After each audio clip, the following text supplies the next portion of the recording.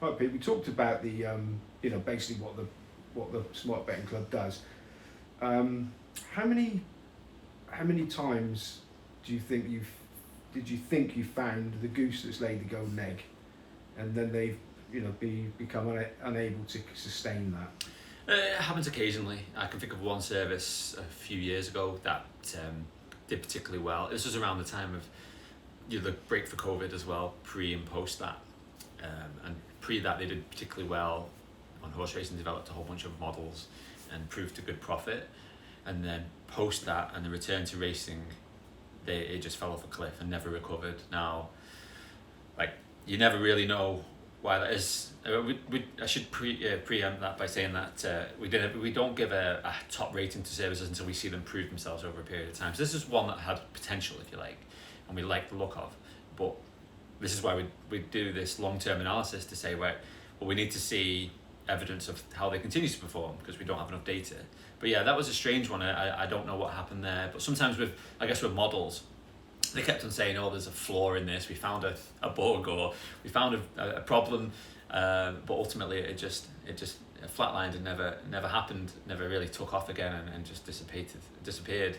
And there's another one I can think of that just changed whoever was supplying the tips behind the service. So they were doing really well and they were hitting, 20% return investment over several years, changed the tipster behind it, and then just went off, just nosedived. And just sometimes, you do need to adapt and see, okay, there's been changes and I have to explore, and sometimes it's not always obvious, they don't communicate that. So privately I might email them or pick up the phone and be like, okay, this is strange, this doesn't follow a pattern or what we would expect. Short-term variance, of course, but maybe you see a change in types of bet, time of bet, the number of bets, and you say, well, we want to see stability. We want to see a method that we can trust. If you're changing the method, that's fine, but we need to reevaluate that based on this new method. So, sometimes it does happen, but not all that often, thankfully. All right. So, what sport appears to be the easiest to profit from? At the moment, it's golf. Just because of the place terms. If you can bet each way on golf, like we've got the US Open this week, and someone said Betfair paying the first 12 each way. And I don't know what the field size is, but generally because it's the major, it's much smaller. The most field size is about 140, and then you get some of these where some of these majors when they've got they've got VJ Singh playing, it's like 3,000 to 1. So you can cut out half of the field immediately, and then you've got the top 10 on a 40 field. And you've got big prices. So I think you don't necessarily need an abundance of skill to make a profit betting on golf. Now, admittedly, if you can follow some good tipsters on golf, you can actually really lock that in and make a good profit. So golf is the best one at the moment, and I know you've had some punters on recently talking about golf. There are punters that don't talk about that they bet on golf, but because they don't want to give away the good information, but I know they do, and it's one of those sports. If I pick up the phone to some professionals or some people, invariably golf will come up in conversation, if not first, because it's a lucrative sport to bet on at the moment. Football is very popular, as you might imagine, but it's very hard to make a significant edge, especially in the single bets in the top leagues. So it's a dilemma for punters.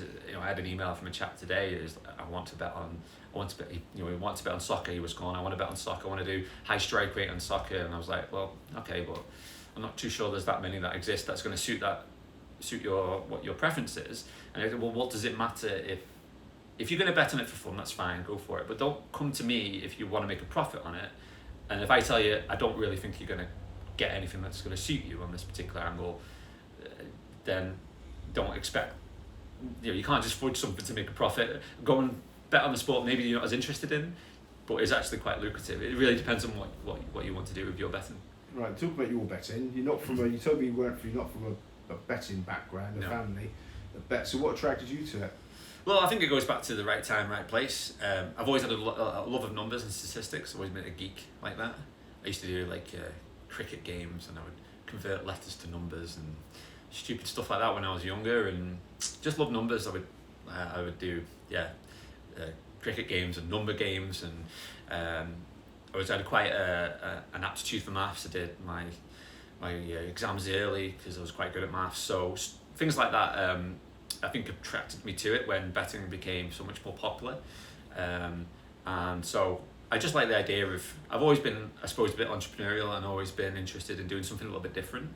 I didn't really want to be a 9-to-5er and do the traditional career, and so something like betting appealed to me because I'm interested in numbers, and at that time there was opportunities and there was a lot of things going on, and I enjoyed, I feel like the challenge of crunching the numbers and finding angles that actually were profitable, and then furthermore, doing smart betting club reviews and trying to find good profitable services and edges. That's quite a challenge to me, and I've always enjoyed that kind of thing. So I think that's what attracted to me. But then when I started the smart betting club, I was mid-20s, I had no family, no ties, no things, so I could really put a lot of energy into it and learn things inside out.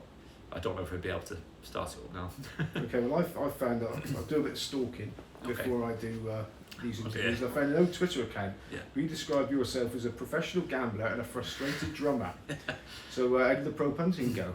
It's going well at the moment. I'm on a little bit of a hiatus at the moment because I'm travelling, so rather than do it bit by bit and piecemeal, I thought I was just going to take a break for a few weeks. But the punting is going well. I think over COVID and the lockdown, I really pushed it quite a lot. Really developed it and built up on a portfolio, and it was quite good to me at that time. And I think it was quite helpful. I was chatting to my wife about this because there's nowhere to go. I had a young family, like a baby at home, couldn't go anywhere, couldn't do anything, but I could kind of bet, and I could really put a lot of energy into that. So I think now we're coming out of it, I'm re-evaluating how much I'm gonna streamline my portfolio a little bit to just fit in with the lifestyle that I want. But yeah, the pro punting's always going to be there. I'm always, I'm kind of chomping at the bit because I haven't done it for a few weeks. I'm looking at the US Open this week and thinking, oh, maybe I should, start this week, not next. So yeah, I think I'll always have the taste for placing a bet. Okay, and how many hours a week do you spend behind the drum kit? None. That went. We were in an apartment block at the time, and even though it was electric kit, the neighbours complained. So the kick drum was too noisy. Okay, so how heavily is betting a part of your income now in comparison to running the business? So I always advise people to have a stable income, and I think my business, it provides me my bread and butter. It pays the bills, and it's a good business, and it continues to be a good business, and I focus on that. The betting, that's more like, it's nice. It's sometimes more than nice. It helps pay for things. It pays for maybe holidays. It'll pay for a car. It'll pay for things around the house, do home improvements. It's never money I rely upon. It's just really nice, helpful actual funds to increase and to add to the budget. But I think I described it to you as too volatile to be a pro punter, and hats off to people who do that. That's one of my questions. Yeah, I know. But it's volatile. It's not. It's not linear, is it? You could say I made 50 grand this year, but it wasn't $5 grand a month or whatever. It was you lost 20 in month one, and another 10 in month two, and then you made 40 in month three, and you're 10 grand up overall in 3 months.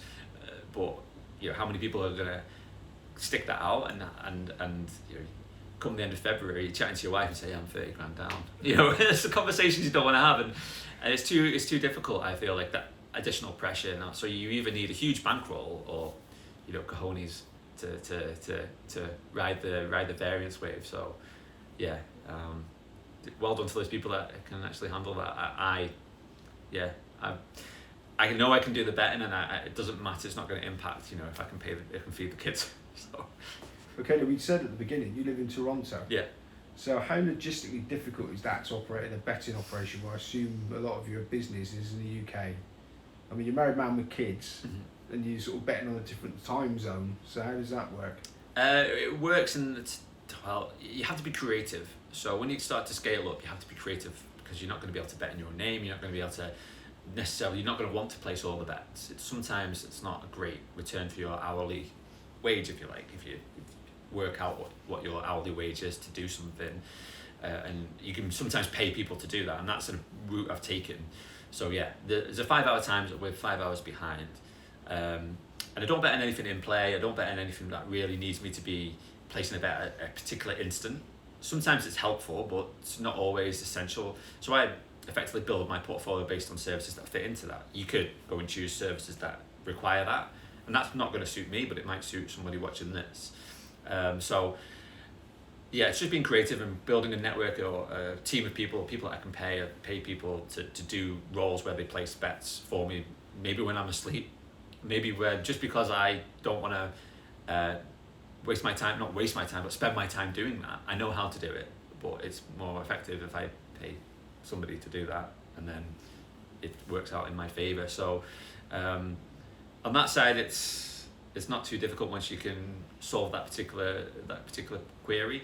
From the business side, not really a problem either, because I have people that are based in the UK can help me with questions about logistics and memberships and things like that. And then if something that requires my specific expertise, I can always reply that day. So it works out okay. And with sports like golf and maybe football that I bet on, it's or the only sport really is racing that starts at sometimes in the winter the races might start at midday or just before midday, which is like 7 a.m. just before 7. Whereas golf, the market starts on a Tuesday and you've got Tuesday and Wednesday. Well, the market starts on a Monday, but really you only start to put bets on coming in a Tuesday, and then you've got a couple of days. So it doesn't really matter if it's 2 p.m. UK time or 7 p.m. Generally, I'm going to get the bets I want on, regardless of where I am in the world. So okay, so you use runners, you said. Yeah. Now, nearly everyone I've ever spoken to that's used runners, they get tucked up by them. So Yeah. have you had a problem? No, not so far. Sometimes different problems. Sometimes the logistical problems, if they're as reliable or they're not well, or you don't really know what's really going on. You have to trust people, and that comes down to getting a sense of people that you can trust them, because you've got guys going in and picking up big sums of money or cash from a bookmaker, and you think, crikey, am I going to see that? Am I going to see that? And it's only over time when you actually those funds hit your account, you think, I can trust that person. But then it comes down to looking after them and listening to them. It depends. We had, there was one bet recently. We had one horse that, if it had won, would have been a significant amount of money. And I was saying to the runner, I was like, well, you can tell us what significant is. It was like it was 50,000 or something like that. It was a big win. Yeah. It was worth me flying home for as well to pick up the cash. I remember saying to the runner, well, maybe I'll meet you in Barbados to pick up the cash. But I just, it's one of those things. The horse didn't win. I think he came fourth. But it's an issue on that front, and you always got that in the back of your mind. But that specific, I trust him a lot, because we had a good amount of experience working together, and but it's always that query in the back of your mind. Like you say, you meet people that use runners, and they always have that experience. So I'm sure I will get, the more I do it, and the longer I do it, and perhaps the bigger sums of money that come in, the more I'll get that kind of issue. What's it like can you, excuse my ignorance, but what's the situation in Canada? Are they betting like bookmakers, or is it all, can you get on over there? They've just opened up. They just legalised single sports wagering, I think it was January this year, in Ontario, which is the biggest state in Canada, which houses Toronto, and it's like, if you like, the powerhouse of Canada. So I imagine the other states will open up, like British Columbia and all these places eventually. But you can't. I was thinking this the other day. I got on the train in Toronto, and there was adverts for PointsBet all over the train, and then you go on the billboards, you can see BetMGM, and everyone wants, because it's a bit of a gold rush. They've got all this audience of people who've never been able to bet, or if they have, they've bet into the grey market, and suddenly, they're all trying to get hold of all these customers. So almost like the attention's moved away from UK and Europe, and it's gone to places like Ontario. I was at a conference last week, because full of bookmakers and full of people trying to set up and attract interest. It's a growing area, and I think you're going to hear more and more about betting in North America.